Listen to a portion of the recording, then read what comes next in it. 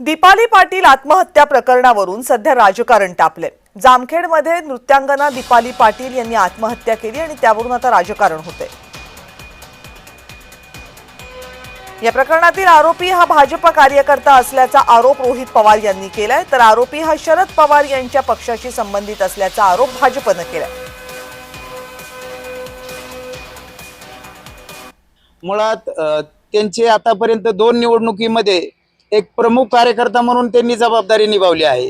कारण रोहित पवारांना कुठलाही मुद्दा सापडत नाही, त्याच्यामुळे काहीतरी दिशा वेगळी दाखवायचं आणि काहीतरी वेगळं मिसगाईड करायचं। मुळात ह्या नगर परिषदेच्या निवडणुकीमध्ये त्यांना हा पराभव दिसतोय डोळ्यासमोर, त्याच्यामुळे असं वेगळं काहीतरी बोलायचं आणि डॅमेज करायचं भारतीय जनता पार्टीला, हे त्यांचं सातत्याने प्रयत्न असतात इथून पाठीमागे पण।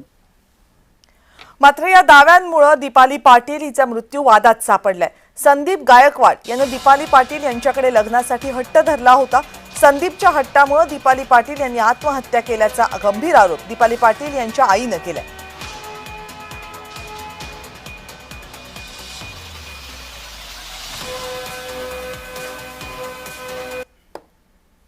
साई लॉजमध्ये दीपाली पाटील यांनी गळफास घेऊन आत्महत्या केली होती।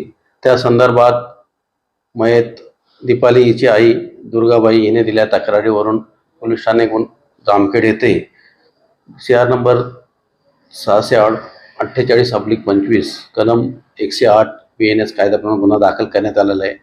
त्यातील जो आरोपी आहे संदीप सुरेश गायकवाड याला पोलिसांनी अटक केलेली आहे।